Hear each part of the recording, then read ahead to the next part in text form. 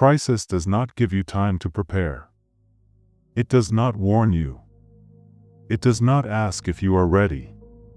It arrives suddenly, loudly, and without mercy, and in that moment, your first reaction tells the truth. Not about the crisis, but about you. Emotional maturity is not about suppressing your feelings. It is about understanding what to do with them. Anger, fear, frustration, sadness. All of it is natural. But the question is, do they control you? Or do you stay in control? The immature mind explodes. It blames. It panics. It looks for someone to carry the weight. The mature mind slows down. It breathes. It watches. It accepts what is real and asks, "What now?" You do not get stronger by hoping the storm will not come. You get stronger by preparing to stand when it does. So how do you respond with maturity when everything falls apart? You pause. That is the first move. Not talking. Not acting. Just pausing. Most of the damage in a crisis comes from rushing. From reacting blindly. From letting the first wave decide the rest of the day. You take one deep breath. Then ask yourself, what is in my control? What is not? This is not theory. This is survival. This is emotional clarity. If you try to control the uncontrollable, you will drown. But if you let go of what you cannot change and focus on what you can, you begin to rise. Emotionally mature people are not numb. They are anchored. They do not collapse when plans break. They bend. They adapt. They ask better questions. They do not say, "Why me?" They say, "What now?" That difference is everything. In a crisis, the first reaction is instinct. The second is identity, and who you are in that second is who you are becoming. Once you have paused, you have created space. Space between the world and your reaction. Space between what happened and what you choose to do next. That space is where maturity lives, but maturity is not just stillness. It is movement in the right direction. After the pause, the next step is to observe your thoughts. Your first thoughts will be loud, emotional, blaming, fearful. Do not speak them. Do not follow them. Just watch. Ask yourself, what am I feeling right now? Name it. Fear, anger, shame, panic. When you name a feeling, it loses power. It becomes a signal instead of a command. Then ask, what story am I telling myself? Am I thinking clearly or emotionally? Am I focused on what is true or what I fear is true? You are not trying to fix everything in one breath. You are trying to move one level up. From reaction to reflection. From panic to presence. Now return to what is in your control. Make a short list in your mind. Can I make a decision? Can I ask for help? Can I communicate clearly? Can I breathe and stay grounded? This is not about solving the crisis in a moment. It is about staying solid through it. Emotional maturity is not fast. It is deliberate. It chooses slow steps over rushed mistakes. Speak calmly. Even if you feel chaos inside.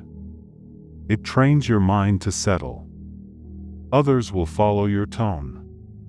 In a room full of panic, the quiet voice leads. Simplify your next move. One decision. One action. One thing you can do well. Focus on that. Control the little things. It keeps you from being swept away by the big things. And finally, remind yourself. This is not about how you feel right now. It is about who you want to be in this moment. maturity is not the absence of emotion. It is the ability to carry emotion with steadiness, with clarity, and with purpose. In a crisis, words become weapons, even the ones you do not mean, especially the ones you do not mean. Emotional maturity knows this. That is why it teaches you to speak less when everything around you demands a reaction. Silence is not weakness. It is wisdom in disguise. Because most things said in panic, regret will rewrite later. When your emotions are high, your thinking is low. And if your thinking is low, your words become dangerous. So the mature response is not silence forever. It is silence until your thoughts are ready to be heard. Ask yourself, is what I want to say helpful? Will it move things forward, or will it pour fuel on a fire that is already burning? This moment does not need your anger. It needs your clarity. It does not need your blame. It needs your presence. When you do speak, speak simply, speak honestly. Speak like someone who has already done the work of calming their mind. If you are leading others, your voice will echo louder than usual. If you are supporting someone, your calm will give them permission to breathe. Use words to build. To solve. To steady, not to satisfy the part of you that wants to strike back. And if you have nothing useful to say, say nothing at all. Let your restraint speak for you. Maturity is not about saying the right thing quickly. It is about waiting long enough to know what the right thing actually is. In every crisis, people will remember two things: how you made them feel, and how you made them think. If you bring calm to both, you are doing more than surviving, you are leading, and that is emotional maturity in action. In a crisis, everything in you wants to point outward. You want to find someone to blame. You want to push the weight onto something, anything outside yourself. But emotional maturity begins when you stop pointing outward and start turning inward. Responsibility is not about guilt. It is not about taking the blame for things that were not your fault. It is about choosing to take ownership of how you respond, no matter how unfair the situation feels. Because the moment you take responsibility, you get your power back. If you wait for others to fix the problem, you wait forever. If you expect people to understand your struggle before you act, you stay stuck. Responsibility means deciding that you will be the one to respond with wisdom. It means saying, I cannot control this storm, but I can control the way I stand inside it, and that changes everything. The person who takes responsibility rises above emotion. They do not ask who is at fault. They ask what can be done. They do not focus on the past. They focus on what the present requires. They do not waste time in blame. They move forward. In a crisis, people are looking for someone who is grounded. Someone who is not panicking. Someone who knows what needs to happen next. You can be that person. But not if you are stuck in anger. Not if you are drowning in frustration.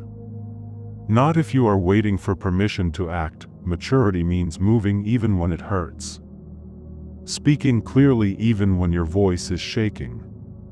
Leading when your legs feel weak. It is not about having no emotion. It is about not letting that emotion steer the ship. When you take responsibility, you stop saying, "This is happening to me." You start saying, "This is happening, and I am meeting it fully." You become present, intentional, focused. Even in failure, responsibility brings power. Because even if the outcome is out of your hands, your response never is. You may not win every battle, but you will walk through every storm with dignity, and that quiet dignity, the kind built on ownership, presence, and action, is what defines emotional maturity. It is not how loud you are. It is how steady you stay. How willing you are to take the next step even when no one else does. You do not need to fix everything, but you do need to own your part in it. That is how you grow. That is how you build trust with yourself and with others. That is how you become the calm in someone else's chaos, and in the end, That is what being emotionally mature in a crisis truly means. In a crisis, it is easy to let the outside world invade your inner world. Noise becomes confusion. Pressure becomes panic. People's emotions become your emotions. But emotional maturity means learning to guard that space inside you. You cannot always control what enters your life. But you can control what stays in your mind. You will hear opinions. You will feel pressure. People will expect you to respond, to solve, to fix. And if you are not careful, their energy becomes yours. Their urgency becomes your chaos. So you need boundaries. Internal boundaries. Not just with people, but with thoughts. Ask yourself, is this mine to carry? Or am I carrying something that does not belong to me? Is this thought helping me stay calm? Or is it feeding fear I cannot use? You protect your emotional energy the same way you protect your physical strength. You do not give it away to everyone. You do not spend it on every problem. You use it where it matters. In a crisis, the mature person understands this. They know how to listen without absorbing. They know how to act without overextending. They know how to stay present without drowning in every emotion that passes through the room. This is not coldness. It is wisdom. You do not have to react to everything. You do not have to absorb everything. You do not have to match the emotion of the moment just to prove you care. True maturity is knowing what to feel, how deeply to feel it, and when to let it go. Guarding your inner space means taking time for silence. It means checking in with yourself, asking what you need, giving yourself permission to step back when the world gets too loud, and when you do that, you show up better, clearer, calmer, stronger. Not only for yourself, but for the people who rely on you. You are not here to carry every fire. You are here to be the place the fire dies down. That begins by protecting the peace inside you like it is your most valuable possession, because it is. You cannot wait for the crisis to build your strength. You must build it before the pressure comes. Emotional maturity is not a switch you flip. It is a practice, a discipline, a quiet shaping of who you are every day. You do not become calm in chaos by chance. You become calm because you trained when life was still. You chose reflection over reaction, stillness over noise, clarity over comfort. The people who remain composed during crisis are not lucky. They are prepared. They have failed before. They have fallen. But they studied their patterns. They learned. And they returned stronger. So how do you build maturity before the test? You slow down your reactions every day, even in small moments. When you feel frustrated, wait. When you feel triggered, pause. When someone misunderstands you, choose patience instead of proving yourself. This is emotional conditioning. Every choice you make when the stakes are small prepares you for when the stakes are high. You also build maturity by setting standards for yourself. Not perfection, but integrity. A clear sense of how you want to respond when things get hard. You write that code into your mind. You repeat it. You practice it. Until it becomes who you are. You build it by protecting your energy, by saying no to what drains you, by not chasing every opinion, by not feeding every emotion, and most of all, you build it by showing up. On the days you do not feel strong, on the days when no one sees your effort, when no one thanks you, when it would be easier to quit, you show up anyway. You hold your line. You do what is right. That is the foundation you stand on when the crisis finally comes. Maturity is not about being untouched. It is about being prepared. And when you are prepared, you do not need to prove anything. You are steady. And you are ready. In a crisis, your words carry more weight than usual. People are listening, even when you do not notice. They are watching how you speak. They are feeling your tone. And that tone can either create more chaos or restore calm. This is where emotional maturity becomes leadership. Not in rank. Not in title. But in voice. The emotionally immature react first and speak second. They unload their stress on others. They vent without thinking. They speak with panic, hoping someone else will fix what they feel, but the emotionally mature person does the opposite. They slow down. They listen first. They think before they speak. They speak clearly, not loudly. Calmly, not emotionally. This kind of communication brings stability. It tells others that even though things are uncertain, they are not unmanageable. It gives people something to anchor to. You do not need to know all the answers to be helpful. You only need to speak with clarity. Start with what you do know. Say what matters. And when you do not know something, say that too. Honesty spoken with confidence is more calming than false certainty spoken with fear, and when tensions rise, your tone becomes more important than your words. People may forget what you said, but they will remember how you made them feel. Let them remember that you stayed level when others rose too high or sank too low. Avoid blame. Avoid gossip. Avoid filling silence with noise. Every word you speak is either a tool or a trap. Choose carefully, and remember, not everything needs a response.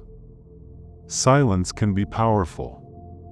A pause can speak louder than a rushed answer.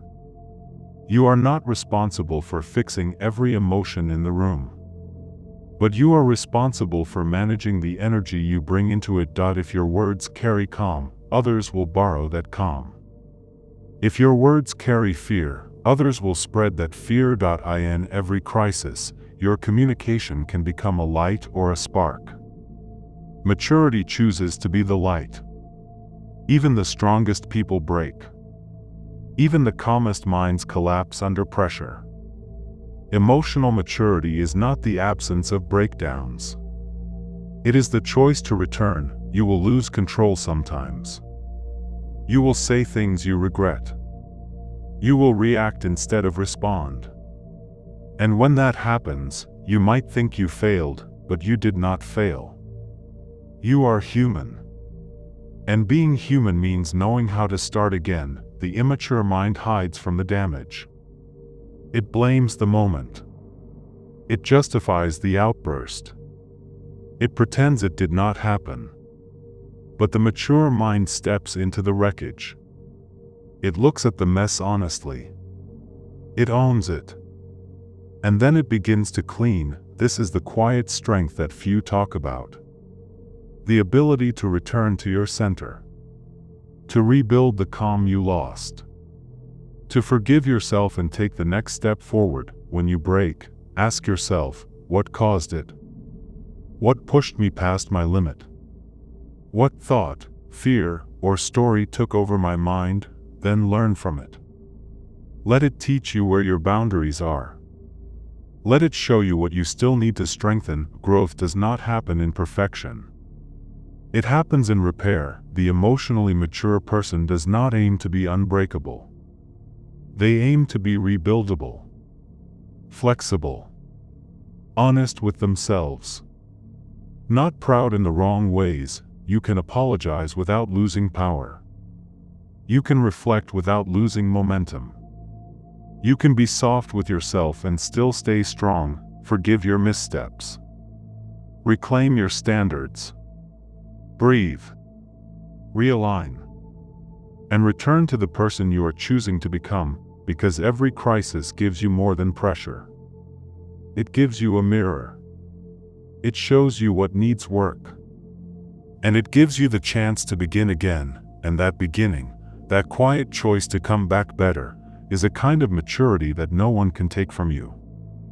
In a crisis, everything feels urgent.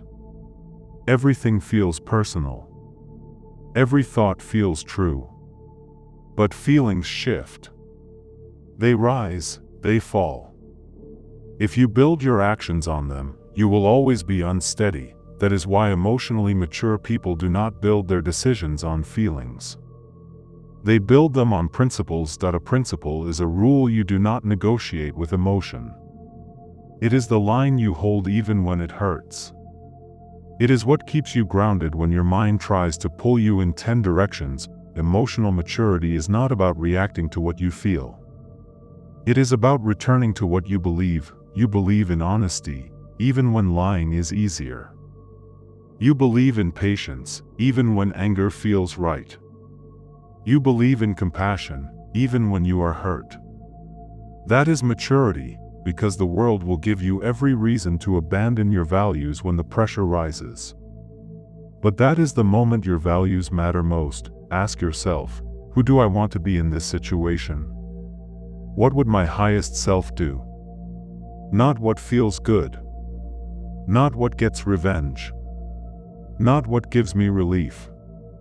But what aligns with who I am trying to become. That question brings clarity. When others act out of panic, you act from principle. When others speak from ego, you speak from integrity. When others forget themselves, you remember what anchors you. This is not easy. That is why it is rare. But rare things have power. Write your values down. Keep them close. Repeat them when your mind is loud. They are not just reminders. They are weapons against reactivity. The Stoics called it virtue. Doing what is right no matter what. Today, we call it strength, resilience, leadership. But underneath it all, it is just one thing: knowing who you are, and not letting emotion change that. If you can return to your principles when everything tries to pull you away, you have already won something greater than the moment. You have become someone steady, someone solid, someone who cannot be moved by every wave. And in a world that shakes often, that kind of stillness is power. Every person will face a crisis. Some expected, some sudden, some loud, some silent. But no one escapes challenge. What separates us is not what happens to us. It is how we meet what happens. Your emotions will rise. That is normal. They will tempt you to speak too fast, to act too soon, to give in or give up. But maturity does not follow emotions. It follows wisdom, and wisdom is quiet, steady, earned through practice, reflection, and small choices repeated in silence. So when the next crisis arrives, remember what you've learned. Pause, breathe, observe, choose, speak with clarity, not with ego. Act with care, not with pressure. Lead yourself first. Others will follow the presence you bring. When you fail, reflect. When you break, rebuild. When you slip, return. Maturity is not about being perfect. It is about being consistent. It is about knowing how to come back, return to your principles. Stand on what you believe, not what you feel. Protect your energy. Do not carry what is not yours. Do not react to what does not deserve your peace, and when it feels like too much, take a step back. Silence is not weakness. It is strategy. You do not have to solve everything. You only need to hold your line, because in the end, it is not the storm that defines you. It is the way you stood inside it. It is not what you felt that will be remembered. It is what you chose to do with those feelings. Emotional maturity is a lifelong practice. You are not here to be unshaken. You are here to remain human and still choose discipline. Still choose strength. Still choose to rise. This is how leaders are built. This is how character is shaped. This is how storms become chapters. And not prisons. Let the next crisis come. You know what to do now, and more importantly, you know who you want to be when it arrives. If this message brought you clarity, share it with someone walking through their own storm. Subscribe for more content that helps you think deeply, act wisely, and live with calm. Your attention is your power. Use it well. And when the next crisis comes, remember this: you are not here to react. You are here to lead. Quietly, steadily, and on purpose.